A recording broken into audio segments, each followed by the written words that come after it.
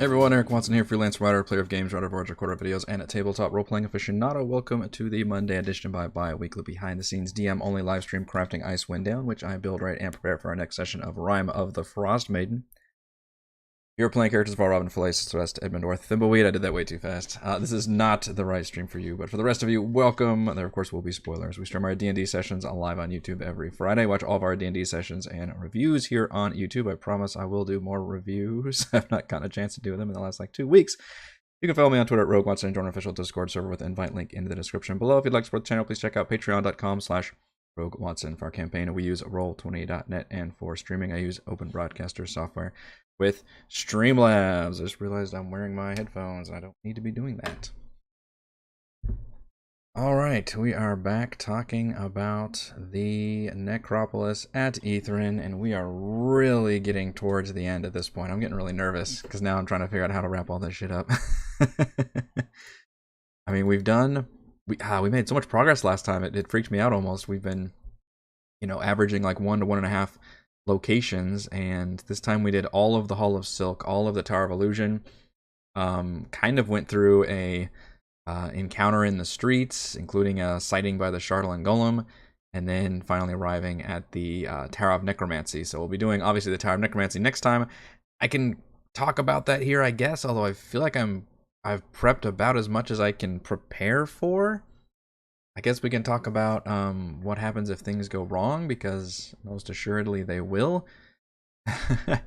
And thankfully, story-wise, I don't have to have anything happen in a certain way. I'm really kind of punting the ball over to the players, and they'll take the reins and determine how much they want to interact with this tower and its denizens. Although they'll need to do it somewhat, because they still need to get the main quest out of it. Also need to really figure out if we're going to be doing the Tower of Evocation or not. I went back and actually reviewed what Robin told the Ice Devil, and specifically said you will gather clues required to enter the main tower from 4 towers, which would be, they only need to do 3, because I think they've done the Abjuration, Conjuration, Divination, Illusion, and now they're about to do Necromancy, which is 5, so the other team only is doing 3 towers at this point. If we make the players do Evocation, that means they would be doing 6 of the 8 towers. That kind of feels like too many, even though you would need the trophy to do the thing, but they don't know that, so it's maybe you don't need the trophy, and it's just for funsies that they did the Chain Lightning Stadium, which is totally fine. It's just worth money for getting that trophy also. So maybe we'll just skip all that. I don't mind the Tower of Evocation. I think it's fine, but it's just kind of in the interest of time. I don't really see the need to do every single tower, and I think if I did have to rate them, I mean, it's a mid-level tower. It's kind of equal to Conjuration, I guess, in ways. I'm really glad we got to do Divination, Illusion, and fixing to do Necromancy, which was all pretty good. We had fun with Abjuration too, so I've been pretty happy with the picks and the way they've worked out. But I kind of feeling that we've done so much in Ithrin.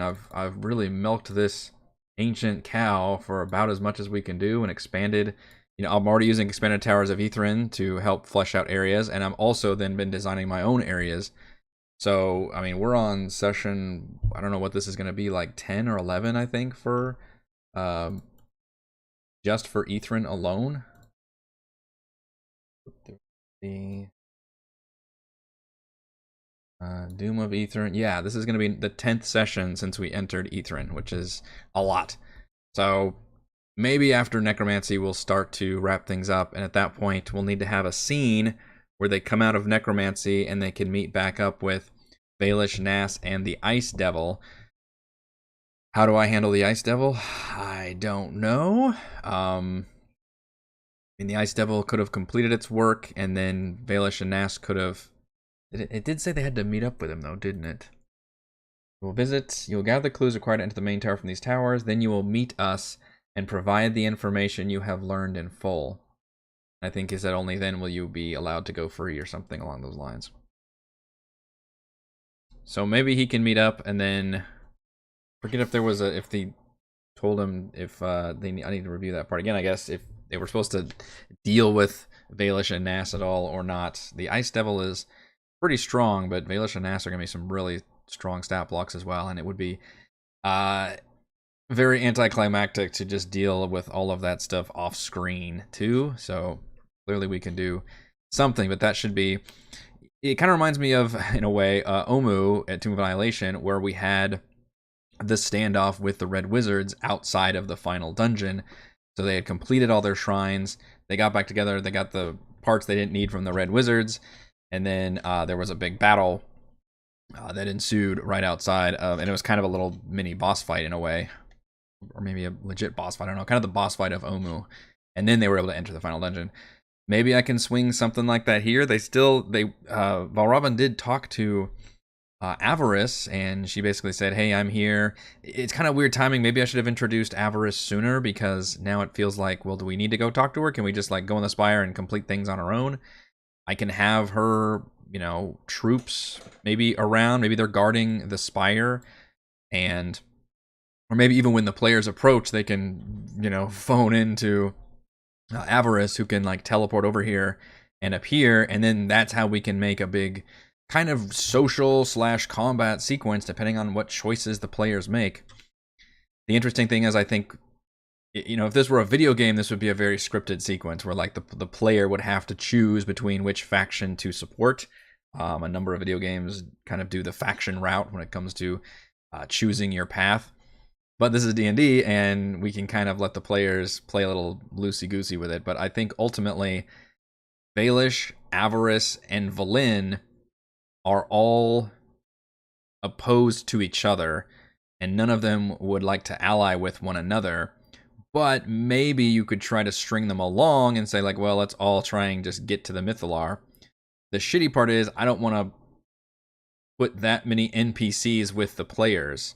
So if they try to do some kind of shenanigans like that, then it would be a case where like the only fair thing is maybe for the players to go in and deal with, and maybe, turn off the force field, basically. So this is lets them get into the spire entrance, and then only by defeating Eriolarthus maybe can they actually turn off the force field.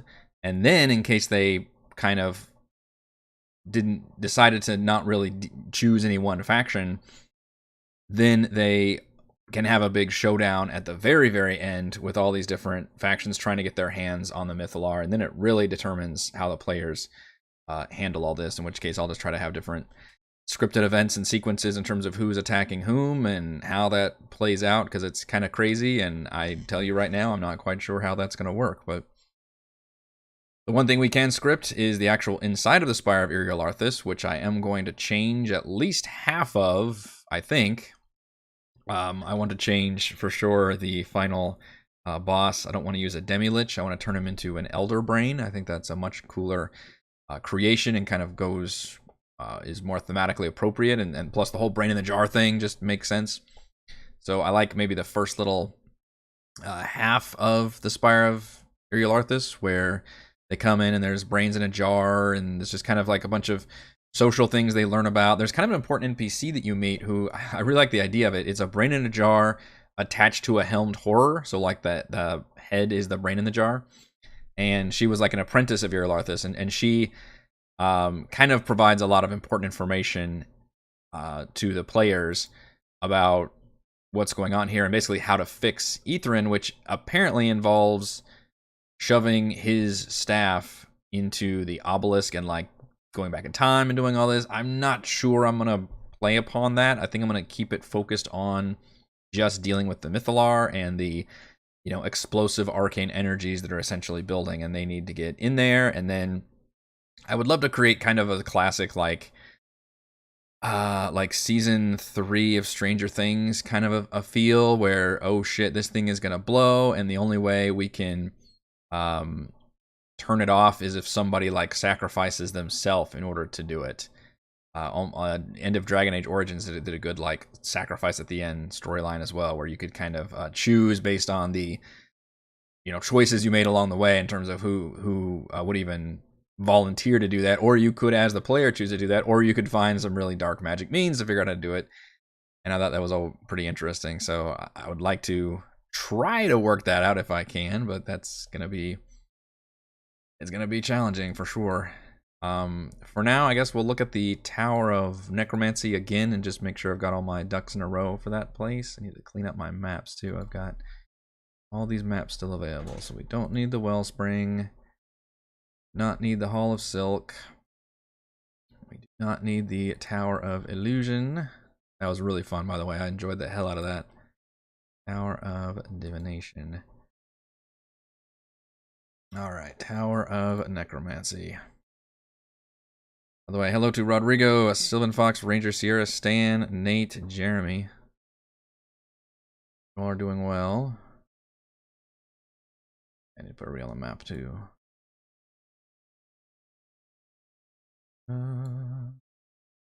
Oops, you're already on the map, so got it there. Skip somebody. I just skipped Edmund.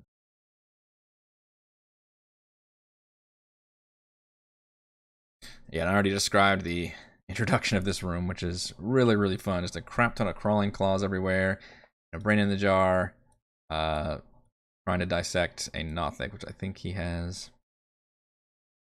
Oh, but that it starts out with a face. I love the face. ACT. So we talked about the Aura of Gentle Repose, the operating table. A man named Lawrence is now a brain in the jar. I don't know how powerful this stat block actually is in case this is down to a fight. Creatures. Brain in a jar. Which I think was a stat block introduced in Rime of the Frostmaiden. Is a CR3, has blind sight at 120 feet. See also detect sentience. Can sense the presence and location of any creature within 300 feet of it that has intelligence of 3 or higher. Wow. Spellcasting abilities: intelligence. Can cast the following spells at will: Chill Touch, Detect Thoughts, Mage Hand, Zone of Truth, Charm Person, and Hold Person 3 times a day. And once per day, each compulsion, hold monster, sleep at 3rd level, and Tasha's Hideous Laughter. So kind of some crowd control enchantment spells for the most part. Got magic resistance, and it's got the lovely Illithid Mind Blast. 60-foot cone, DC 14 intelligence save for psychic damage and stunned. That is nasty. So that's a pretty strong stat block. Obviously, they are not physically very powerful. AC of 11, average hit points of 55. So I like what the book does in the Spire of Uriel Arthas, which is combine one of those with a helmed horror. Helmed horror? Where it's got like the brain in the jar is the helmet, and the brain in the jar can apparently hover. The whole thing hovers, I guess. Or the jar itself can detach itself and hover above the head, but that's kind of adding like a tank to a spellcaster. That would work pretty well. But I don't see there being combat, at least from Lawrence. He is pretty chill. I mean, he could go a little crazy, I guess. Tied to that stat block? You should be tied to that stat block, sure. Sir, brain in a jar. There you are. You are Lawrence.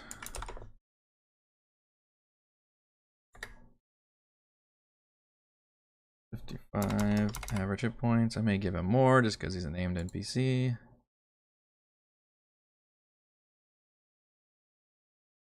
Help you there. I don't see them fighting you. It's mainly because we lack. I just realized we lack kind of like a good, like a lawful good person who's like hates like creepy shit. You know, we're all kind of like anti-heroes here, so I don't see anybody of just like, oh, what is going on here? Or like any kind of paladin or something. Because that would be the kind of thing that would turn this into a fight. 69, Lawrence. Nice. 69 hit points for you, so.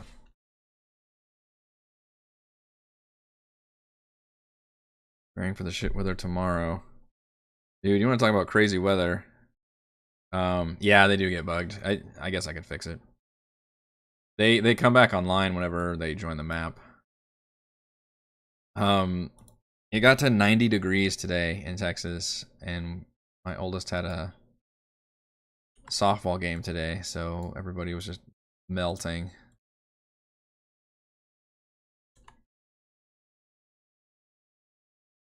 Obviously, heat is not unusual to Texas, but 90 in March is still a little much. A little too hot. Plenty of that in the summer. If I open the sheets first, then they will be fixed. Does he have Lord Marbury with him? Think he does? That's right, because he had him for that. We just didn't see Lord Marbury used in the Hall of Silk or the Tower of Illusions. We kind of forgot about him. He's technically here. He's just side or something. There. Alright, so what does Lawrence know? Lawrence no longer believes he has a brain in a jar and does strange things like wearing a lab coat hanging from his jar, floating around with crawling claws at the end of his sleeves as if he had hands, and drawing facial expressions on the glass with paint. Characters suggest that Lawrence is a disembodied brain. He begins to grow irritable. That could probably happen. Ray is very blunt and direct. Reminded of his form 3 times, he suffers a psychic break and becomes hostile towards the characters. I can do the old like Fallout thing where he gets, because he cutely has different facial expressions, so he could like really get angry and angrier on the token. Successful deception check and calm him down if hostility arises. Those are the arcane principles. The Necroman ritual to create a brain in a jar relax precision medical skills. Keep the brain intact during surgery. What do they get for this, though? Successfully incapacitate the restrained Nothic without damaging the body. Use of poisons. Sounds like a hypnotic pattern hold monster also work. He has hypnotic, or he has hold monster, doesn't it? Kind of a... Yeah, he does have hold monster. Okay. He could just do that. Plot hole there. Make a wisdom medicine check to identify safe place to perform surgical cuts. Edmund would probably enjoy this. It seems all very macabre. Then make the surgical cuts and perform the extraction with a dex check without damaging the brain. Process successful. Lawrence completes the necromantic component of the ritual, killing the Nothic and creating another very confused brain in a jar. Lawrence offers to repeat the process for any characters who wish to partake. So maybe I need to actually have another brain in the jar waiting to get spawned, and then that one could go crazy and start attacking people. Just for funsies.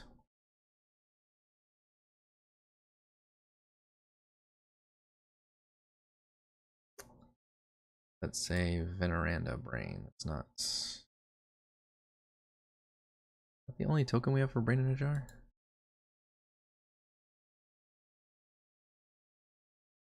Yeah, okay. Let's just go with brain in a... Because that's the one named NPC, but that should be the common one.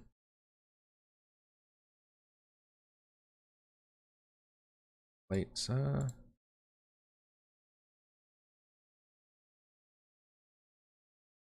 you can have random hit points. You up here to be spawned. I don't see the crawling claws being incompetent unless they attack Lawrence for some reason. Otherwise, I don't think they get any reward for doing this. It's just the friends we made along the way. Use it on a player character died within the last 24 hours. I guess it gives you it unlocks the ability to put somebody in a brain in a jar. You've got that ability now. Congratulations. I suppose if somebody does it perfectly well, I could give inspiration or something. They're really into it. And then, of course, we've got Catavix if they go upstairs. So has Lawrence just been doing this for like thousands of years? It's kind of crazy. They move upstairs and they find his still preserved body because of gentle repose. The bones are part of a fossil collection. Soul is trapped inside the large emerald via the soul jar spell, or sorry, magic jar spell. Catavix quickly assesses options to attempt to possess the body of one of the characters. This is going to be huge. This could determine a lot of what happens.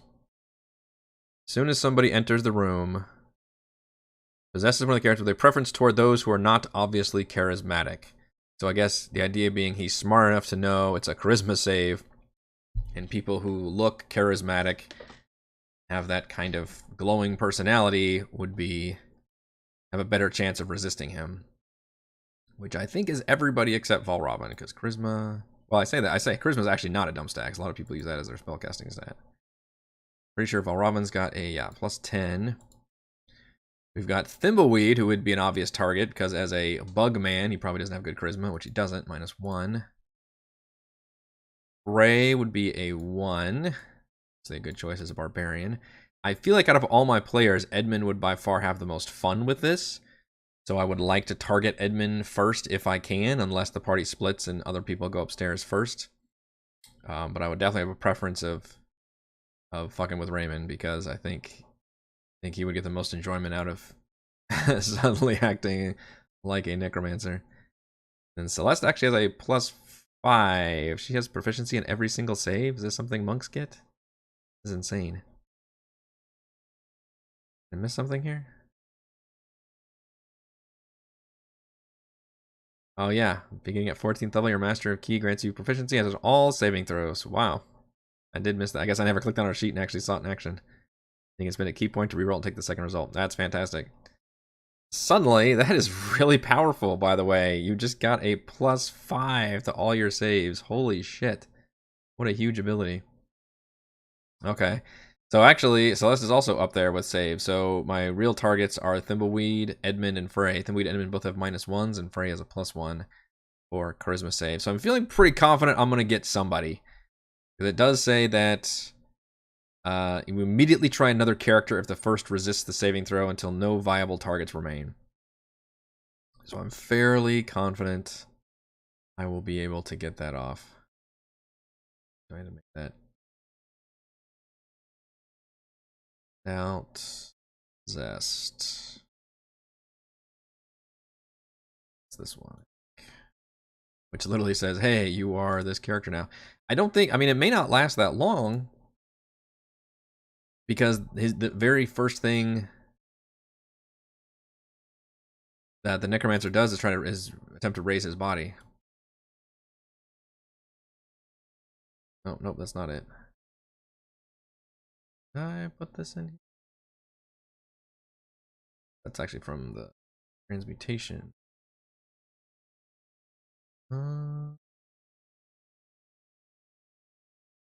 Back to necromancy. There it is. You have been possessed by high necromancer Catavix.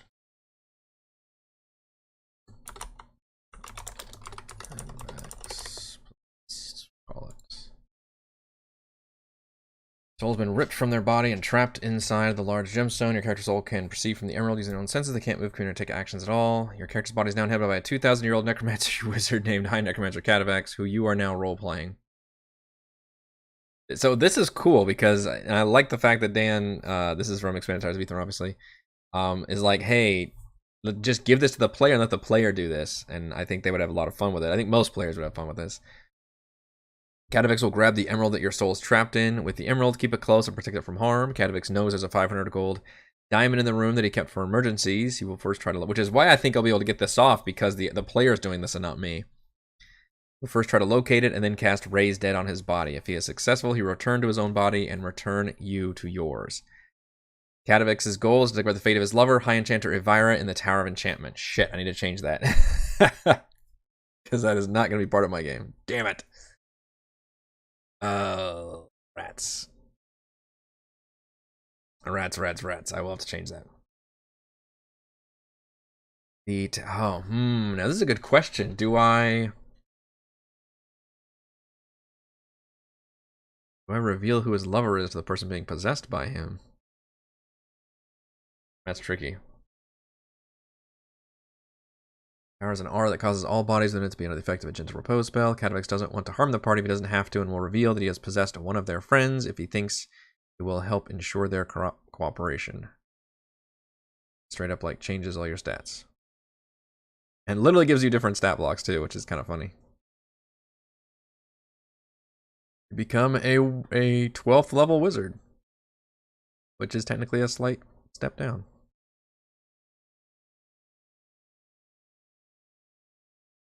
You have 0 6th level spell slots? You know you cast Magic Jar?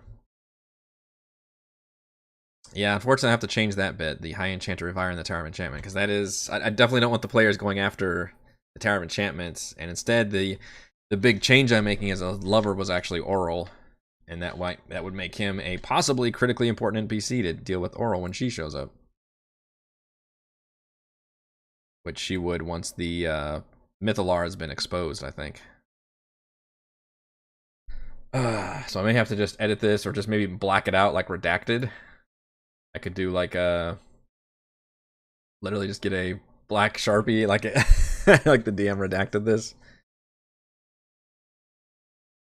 Do it to Frey. Frey would probably enjoy it too, actually. Yeah, I could see Heather and Raymond both getting a kick out of this. That's very true. We'll see which one makes up the stairs, and it's very possible that they'll make the saves. The scary thing is, you know, Edmund has a Flash of Genius, which can help make saves. And then if they think about starting to deal out Bardic Inspirations, that would also help. But then it becomes a question of, like, how long do I let them do that versus when do I immediately do let him attempt it again.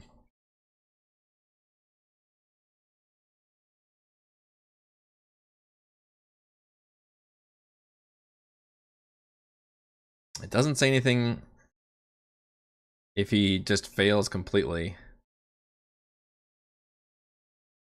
Might be in like the troubleshooting section. Tower of Necromancy.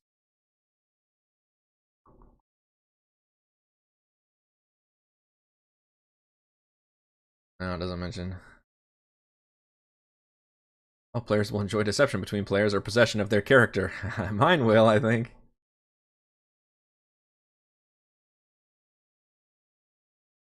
Okay, so it doesn't actually mention.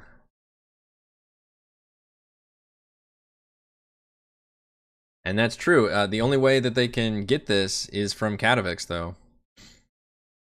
The Rite of the Arcane Octad. He searches the room for a 500 gold diamond, which he locates after a minute. Character that makes a successful intelligence investigation check and searching for a diamond locates it before he does. That'd be interesting. So that creates another tense moment. But locating the diamond, Katavix will be casting Raise Dead for the next hour. He believes he may be interrupted before beginning. He will state, I'll destroy the body if I possess if you defy me.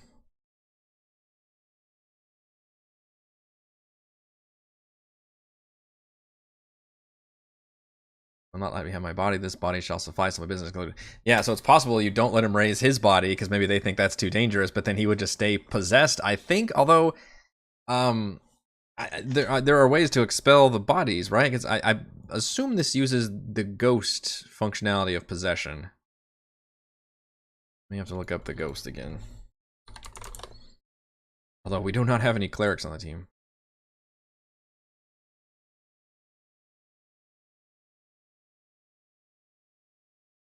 The possession lasts until the body drops to 0 hit points. The ghost ends it as a bonus action, or the ghost is turned or forced out by an effect like the Dispel Evil and Good spell. Which I actually don't think the players have. Yeah, otherwise the body drops to 0 hit points. Or that ghost leaves. That actually lasts a long ass time. Saying I should bump the Necromancer up? Probably a good play. What stat block did I end up going with? That's just what's written on that sheet. I don't actually know what stat block I'm using.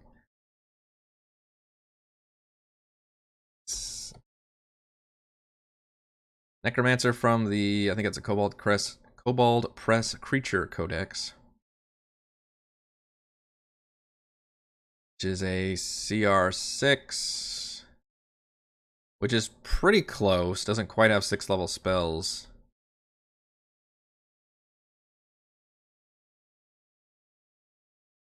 That one says it's a 10th level spellcaster. So actually I may need to bump this one up a bit based on what that sheet said.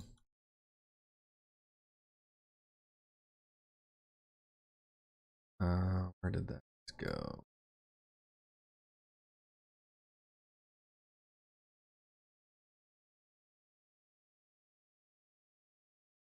Possessed. Alright, so what is your stat block again?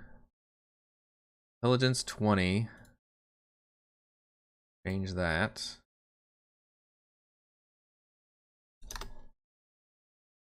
Save is probably a +7 then. Saving throws actually says +9 for you.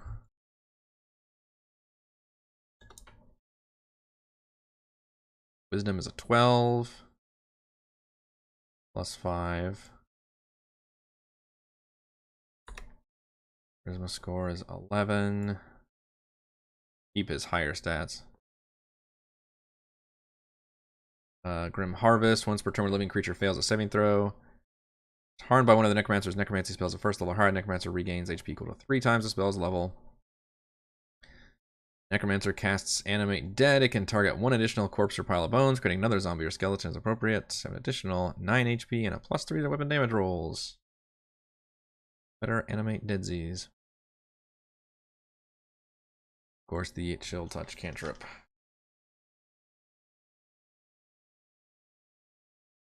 What is your spellcasting stat? DC 17 +9 to hit.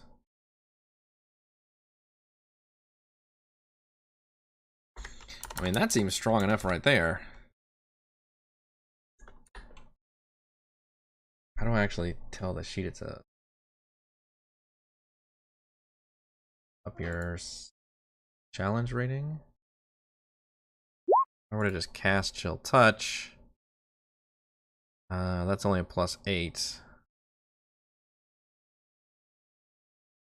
It's only 2d8 at that level still? No, it should be 3d8.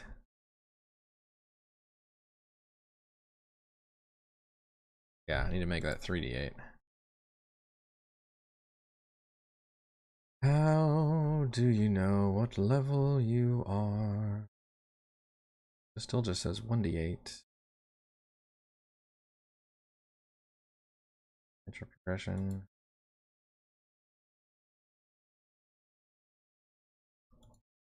Global magic caster level. Alright, let's make you 12. Now let's see what this does. Still a +8. You are rolling 3d8 now. So is your DC still low? Let's see what here looks like. DC 16. We'll make everything 1 higher. I could do the challenge rating, or I could just add 1. Just add 1 to both of these. See if that fixes it. There we go. DC 17. Jeez, I'm rolling really good for these chill touches. Crit on the chill touch. 2 3d8s. Ooh, that's delicious. Almost a max chill touch on the second one. How exciting. That's an appropriate +9. Alright, that's probably good enough. That'd be wild, too, if the party decides, okay, well, let's battle. Get our friend back.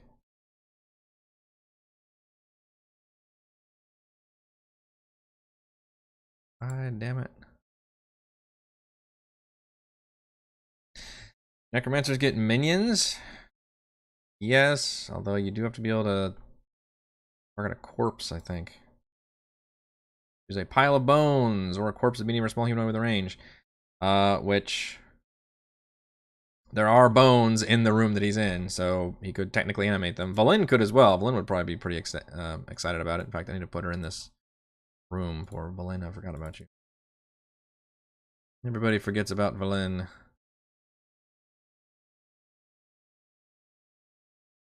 Archmage is probably a bit... I mean, I kind of liked this one because it was that mid-range stat block that I was looking for.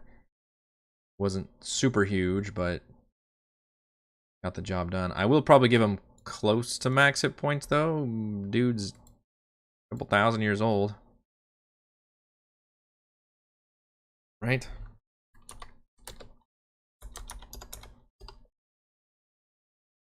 '59 is above average. Let's see. The maximum will be 9 times 8 is 72. Plus 9 is 81, I think. Let's just give him like 75 hit points. Pretty beefy wizard, and I'm just gonna go ahead and change his that block to have some permanent mage armor on. Okay with that.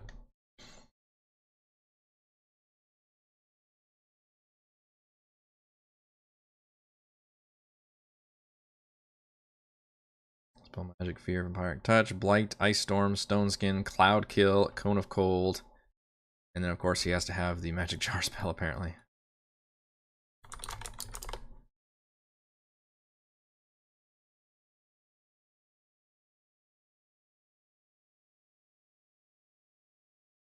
And then,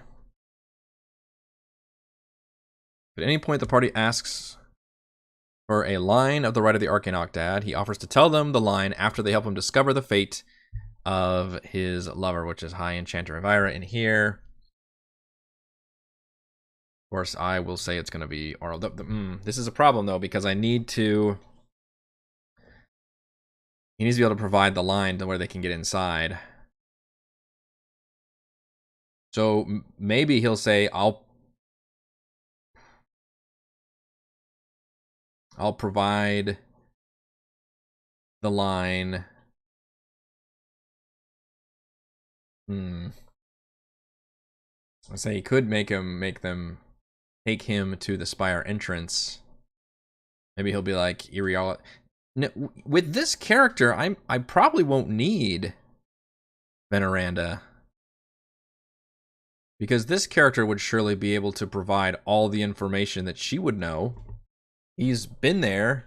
I guess he hasn't been in the Spire in the last 2,000 years, so his information would be somewhat dated. But he would know a lot about Ithrin and about the security systems. He wouldn't necessarily know what's going on with the whole Mythalar being on the fritz, basically, and creating like holes in space-time. He would probably agree that that's a major problem.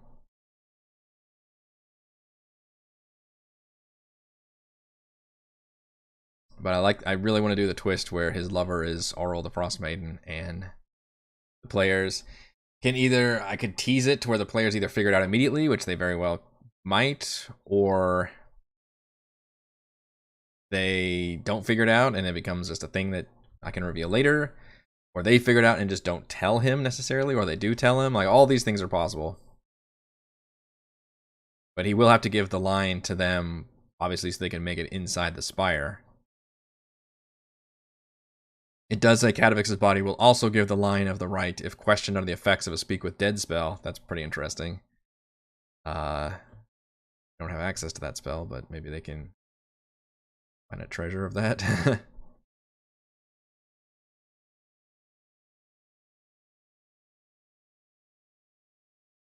Because the party has this unique opportunity to speak with someone who lived in Ithrin, they may have a lot of questions. You can have Catavix's memory be hazy after 2,000 years. We cannot provide too many other details outside of the Ithrin lore. Party asked about the Ithrin Mythalar.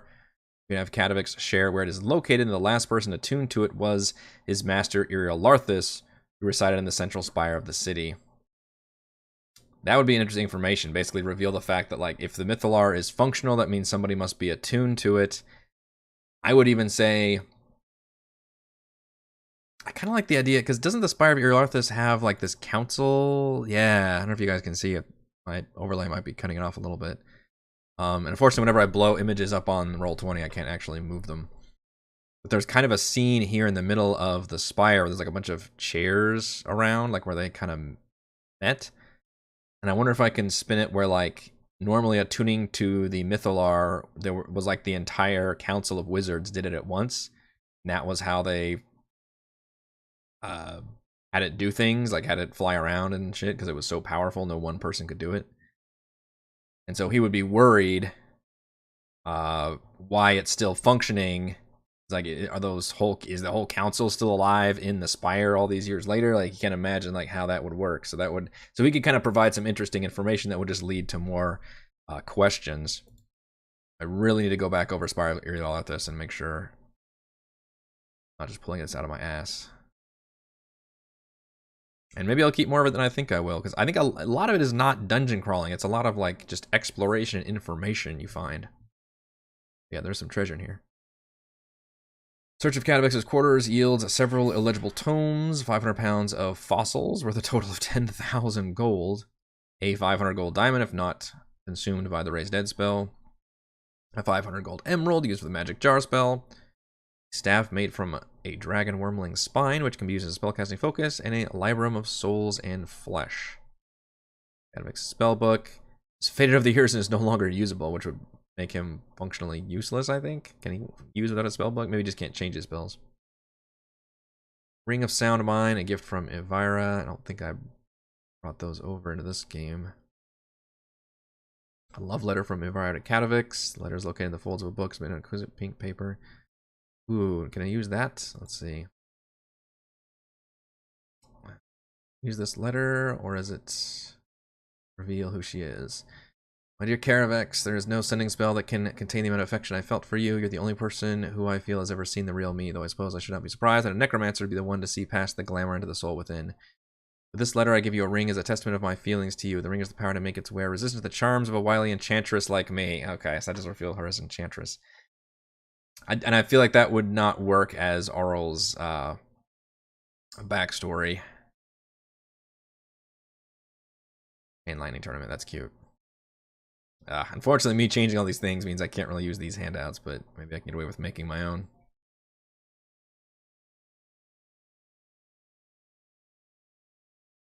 By the way, I'm flipping between the original Suspended Towers of Magic, seeing if there's certain things I need to bring over. Let's see, one of the treasures was the Librum of Souls and Flesh. It's a book.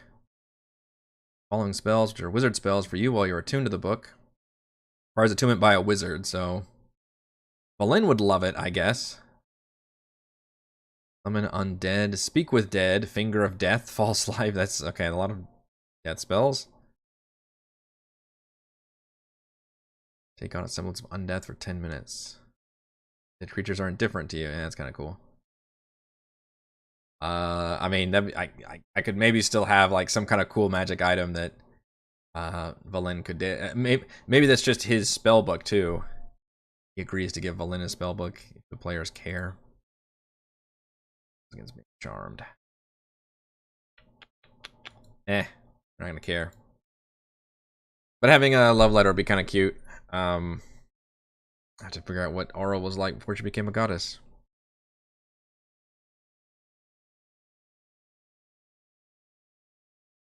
No, probably not gonna do a cursed item.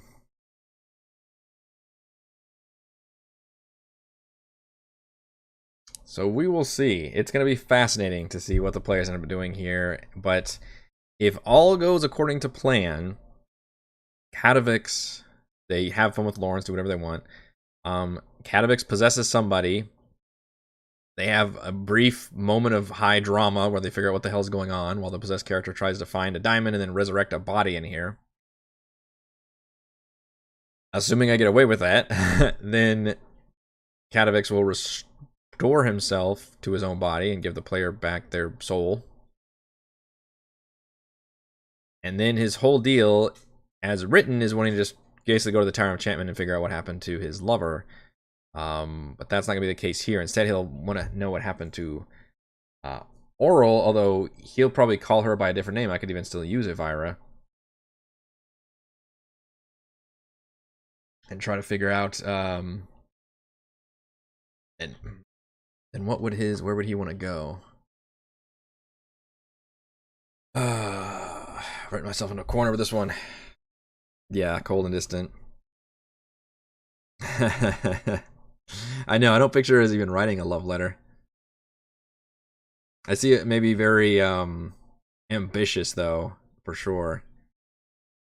Just a classic love story. Just one was just too ambitious, and he was just like, "No, don't. You don't want to do anything like that." Maybe she had whispered about trying to take on the power of the Mythalar herself. Maybe she was on the council that I'm talking about that had to attune to the Mythalar. I think that's something I'm making up right now, but bar, Force Bridge, Chamber of Sorcery. It's actually a huge area. Dome, testing chamber.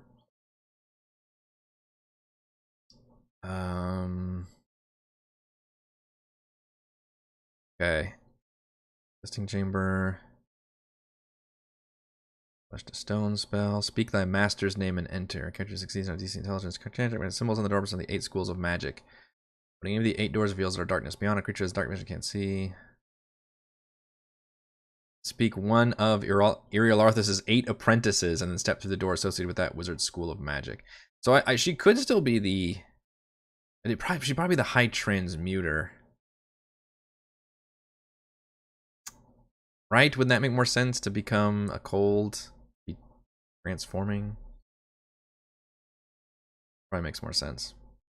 And transmute, I think you could still be cold. Themed as a transmutation. Or she could be the High Evoker, too. Because if we're not going to use in these places, then I don't need to canonically use any of these names. Unless I have to be consistent with it, certainly. Each time a character steps through a door without speaking the correct name, a barbed devil appears in the dark corridor beyond. That's kind of random. Why a barbed devil?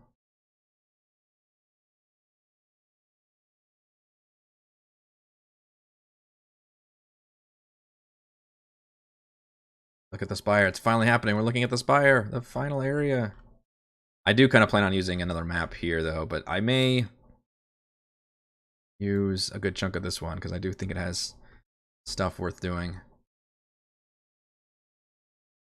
Okay, so this whole entrance area. I'll go over this more on Thursday's stream as well. Here's 19. So where's that? 19 I is, or no, that's L. L is before M. Yes, Eric. L comes before M. That was the other one must go here. K. Ooh, we gotta fight Living Blades of Disaster. That's fun. They've seen how strong those things are. Bust out those living spells again.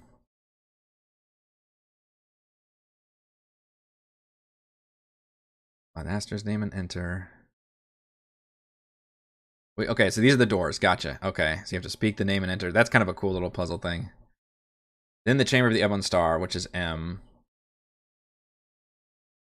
Larthus' apprentice knows the wizards of the Ebon Star governed Aetherin from this hall. 8 magically darkened corridors connect this hall to area Y19L.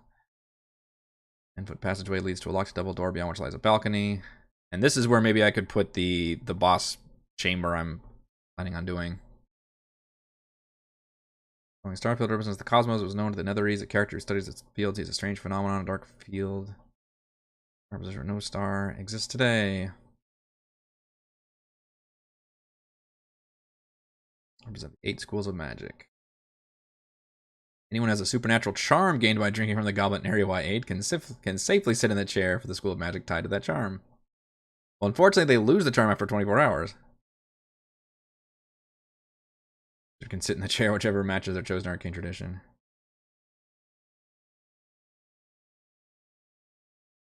Door in this room, left is these actions cause the door to open. There's a chair. Okay. Really anything going on here then? Cause the doorway. Which doorway? The doorway down here? So this starfield doesn't actually do anything. You just move through this door, teleport to the upper level of the area Y19Q.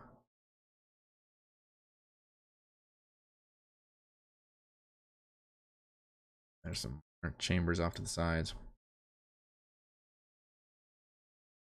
Which is where Irialarthus is. So that's actually the final battle.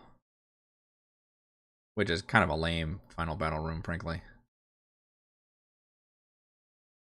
Okay.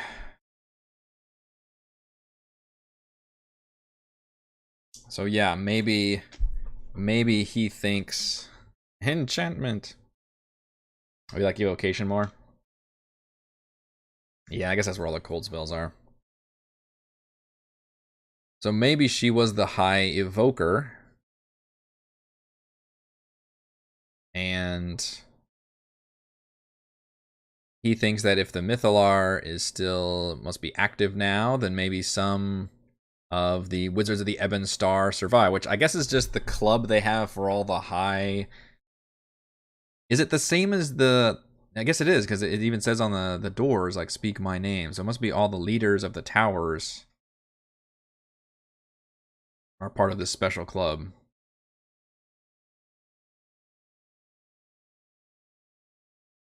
which are specifically called his apprentices.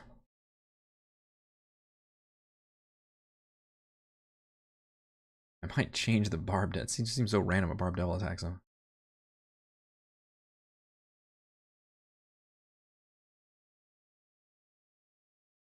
Hmm.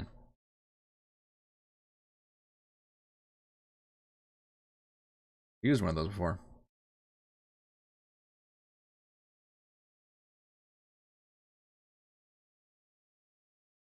I'm actually liking more of this part than I thought. I thought I was gonna have to gut this whole thing and replace it, but it's not bad so far. I think the main thing I'm gonna change is just the final boss chamber, Y19Q. I may just change that with a Elder Brain final area.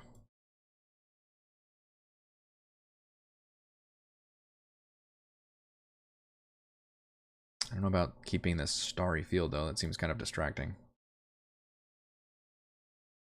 Guess that's the Ebon Star.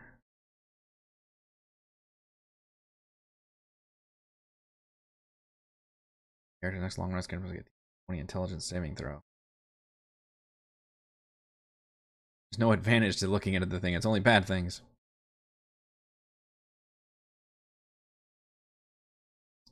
Thank you, Stan. Those are in the details. He is the oldest Brian, for sure.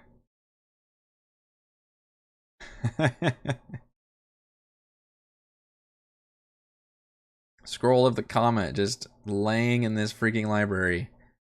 Summon a 50-foot, or what is it, 1 mile away. You can summon a comet that crashes into the ground, creating a 50-foot deep, 500-foot radius crater on impact. Any creature in the area must make a DC 20 dex save, taking 30 D10 force damage. Wow. It's a legendary spell scroll. That's insane. Probably make it where it's a special scroll that anybody can use and not have to go through the rules, because it would be a shame to not be able to make that check.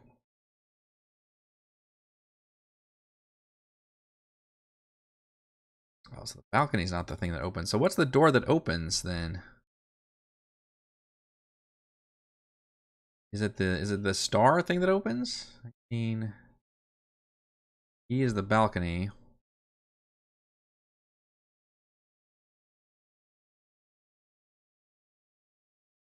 Doorway to open without having to sit in a chair. Maybe it. Okay, I guess the starfield is the doorway. Yeah, I guess I missed that.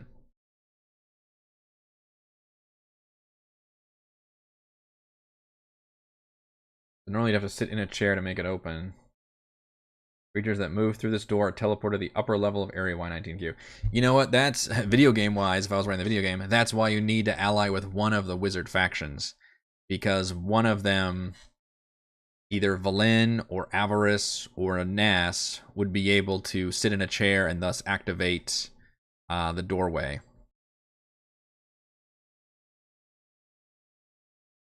Scrolls on my party broke the glacier above and flew the city out. Holy shit.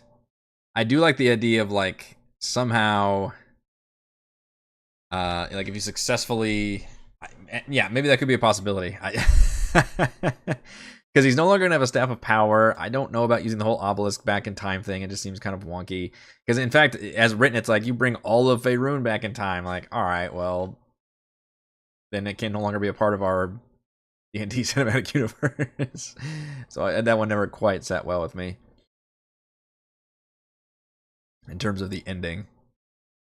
But in terms of getting a flying city out of it, I don't know either. What I like, I think the most poetic ending is the very classic kind of Uncharted thing, which is the ancient city, some catastrophic thing happens and the ancient city is buried like once and for all, which is very cliche, but that's kind of the safest thing to do. And this is like a nuclear thing ready to explode, so you kind of have to tamp it down and get rid of it.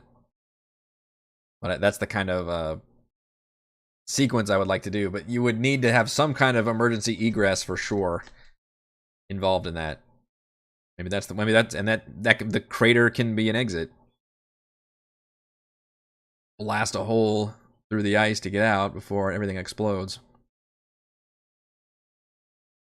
Yeah, I think I'm ignoring the whole spindle thing. Going with the Auril did it. A wizard did it, because of course she did. And then Auril probably won't appear again until they unlock the Mythalar. So, we may have a series of boss fights here at the end. It just depends on how the players deal with the wizard factions at the Spire entrance. Whether or not they decide to ally with some or fight them right then and there, or just say, hey, hold your horses, let's and Pegasi, let's try and get inside and unlock the Mythalar, and then we'll deal with this when we get there. And then maybe by the time the party does that, people are like fighting each other out there or something. So that could be a fight. And then we've got this little bit of a dungeon crawl, which there's not a whole lot of battles in here. It's a lot of exploration. I think there's like brains in a jar we can battle here. If ever there was a time to use a Magen fight, it would probably be with this brain in a jar battle. So that would probably be one fight. And then I guess maybe some living spells we could still use the Blade of Disasters. We could use this as kind of a little bit of a guard fight here. And then otherwise, it's a lot more exploration, and then we can unlock the path to the final battle. Not the final battle. The battle with the Elder Brain, which would be Eriolarthus, because you have to defeat him in order to fully shut off the force field and thus, open the way to the Mythalar. And then once you've dealt with that, so I'm going to create this big ass session long boss fight, and that's technically not even going to be the final boss fight. That's just how you get to the Mythalar. And then when you get to the Mythalar, then I create a really insane sequence where whatever the players have decided in terms of their factions, they're all showing up. They all want a piece of that Mythalar. And then Auril's definitely going to show up, and she's going to want a piece of the Mythalar as well. The player's going to have to choose which people they're going to ally with. And then meanwhile, the Mythalar is going to be doing things like this the whole time they're going to be battling, and it's going to be an insane sequence that I'm going to hope I can pull off, because I won't really know what the players' choices are going to be either during this whole part of it. So that's my goal from here on out. And I think I'm at this point saying we're not going to do the Tower of Evocation. I think I'm pretty comfortable with them doing 5 of the 8 towers. So they'll end up doing their final Tower of Necromancy this week, and they may get through, all of it and then some, and then we'll probably end up going back to the Spire, meeting up with Valish and Nass. I'll have to figure out exactly how the Ice Devil thing works into it, because as written, the Ice Devil works for Avarice, but I really haven't done the Devil Angle with Avarice at all, so that might come out of left field. Maybe the Ice Devil is allied with Valish and Nass now would be a fun twist, although he still has to report in terms of the things that he missed, which maybe that'd be funny if he came in and just reported what he did, and then when they're like, so did you deal with Valish and Nass? And he's like, no. And then they like appear like, from invisibility, and they said, yeah, he's with us now. So you add another creature to there, or like we made a new contract or something. Would be a pretty fun twist, and add to their power level and their faction. So we've got that as a faction, then we've got Avarice and her forces as a faction, and then we'll have Auril show up with whatever balanced amount of enemies I can have as a faction, and then that crazy whatever complicated fight I can muster will ultimately be the final battle, and then we'll determine how they deal with the Mythalar. And yes, I like the angle of a hero sacrificing themselves very much. I would love it if for example, the only way to deal with the Mythalar is to like attune to it yourself, but doing so is literally like, you know, Tony Stark Infinity Gems or something, where it's like it's just gonna fucking kill you to do that, but you're gonna absorb all its like remaining energy or something. So yeah, those are all my ideas, which means it's hard to say still like how much longer it's gonna be, because all of, you know, the Elder Brain fight and the Mythalar fight, those are both sessions like by themselves, right? That's at least 2 sessions. The Spire of Aerial Arthas, probably going to be 2 sessions. We've got Necromancy still as a session. So at this point, I'm probably saying we're going to go through May and then probably end it in May, which would officially be our longest campaign to date, I believe, because Tomb of Annihilation lasted 23 months and whatever it was, 86 or 7 sessions, and now Rime is at 85 sessions, and we're gonna be we've already gone at the end of this month we'll have gone 2 full years. So holy moly. Hey Taryn, Indestructible Boy, you brought an army with you. And Arl shows up with Francine. I bring back all of the NPCs that the party met. Francine the mammoth, Ballista the goblin has to show up somehow. The Goliath, I can't remember his name right now, would have to show up. All the friends we made along the way would be, now that I've got epilogue sequences, I'm sure that they'll have to be involved with. And of course, we'll definitely do a final epilogue and recap session, which is like our what do they call it in a play, a rap party or something, where we just basically go over the whole campaign and talk about everything, and it lasts a whole session. So that will probably be in May. I think we've got it pretty well mapped out by now. Indestructible Boy, thank you so much for rating the channel. Unfortunately, I am just about to wrap things up here. I've been going for about an hour talking about the end of my Rime of the Frostmaiden campaign and what I hope to pull off. I'm not sure if we'll be able to do it, but I will of course try my best. But we've got the Tower of Necromancy coming up. Jason, I think you said that you missed what I was planning on doing. Obviously, using the expanded Towers of Ithrin for sure. I think it's going to be a blast. I'm going to try to possess either Frey or Edmund, I think, are the best options. I think they would have the most fun being possessed by a 2,000-year-old necromancy wizard if I can help it. And I'm looking forward to using that as another important NPC, although I'm worried I've got a lot of NPCs I'm about to throw at the players once they complete the Tower of Necromancy. Then we've got all those spinning plates are going to come either crashing down, or I'm going to try to catch them as best I can, but everybody's going to be meeting at the Spire entrance, I guess, or we could, it'd probably be easier to do it piecemeal, so maybe have the Valish and Nass and the Ice Devil meet them at some point along the way before they make it to the Spire entrance, and then at the Spire entrance it probably makes the most sense to put Avarice, or at least her forces there, maybe with, and then they can call Avarice over there, she can teleport or something. Although things would be pretty tense if I get multiple, especially all 3 of the wizards together. I don't want to create like a battle of 5 armies right outside the Spire entrance already, do I? That could be a little dicey. And I don't necessarily have a battle map for right outside the gate, although I could just repurpose the street map, because we only used that street map like once, which was that one Nothic fight like forever sessions ago, like 8 sessions ago or something. I don't, I was going to use it for the one last week, but they actually declined to fight my space sharks, which I was a little bummed about, but I thought the tactics worked out pretty well with sacrificing the Pegasus and not being able to use the Shardling Golem. Man, this has been the biggest, like, when are they going to get to the fireworks factory moment in terms of when can I use the Shardling Golem as a final thing. Maybe it'll just have to show up at the Mythalar fight too, because no, it would probably break everything. Way too much. Wish I had DM'd all the way through that thing. Did you not make it through Rime with the Frostmaiden? Or maybe your maybe it ended at TPK for you?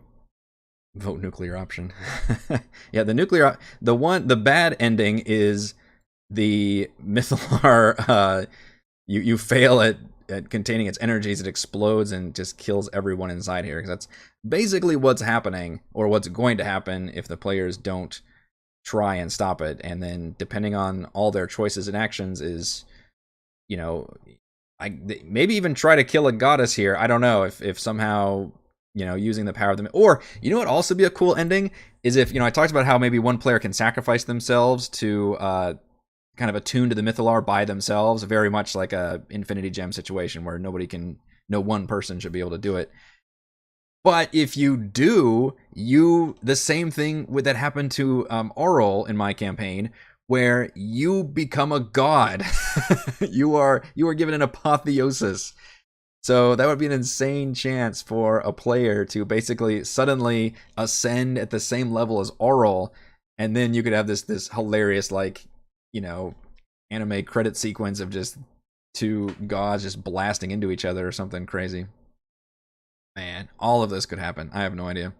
All right, I am just gassed though. Again, thank you so much, Indestructible Terran, for rating the channel. Aqua Astra for the super chat. I appreciate you. Thank you so much. Folks, I am streaming these crafting streams Mondays and Thursdays, and then you can catch our D&D live streams on every Friday evening, at least for the next couple of weeks as we wrap up this Rime campaign. And then we'll still be doing D&D on most Fridays, but we'll be doing probably some other one-shots and smaller, maybe like classic D&D adventures, and maybe exploring some other rule sets a little bit as well before starting our next campaign. So I do plan on taking a little bit of time off. All right, I believe that is going to do it for this week's Crafting Icewind Dale. If you enjoy the content, please do check out patreon.com/RogueWatson. Shoutouts to Platinum patrons: Joe, Will, Thomas, Stan, Brandon, Genocider, David, Eclectic, Roleplay Roll, Christopher, Brian, William, David, Corey, Coa, 1337, Big Nut, John, Chris, Scott, Gene, Eric, Socks, Dan, Tyler, Nathan, Camp, Crystal Lake, Counselor, Big Shep. And gold patrons: RPG, Papercrafts, Pretty Boy, and Yuma, Marcus, The Lizard Lion, Sam, Lumpy Spuds, Jerome, Nathan, Fazika, Tortoise, Scott, Refus, Caroline, and William. Thank you all very much for your support. We'll see you for another crafting stream on Thursday. Bye.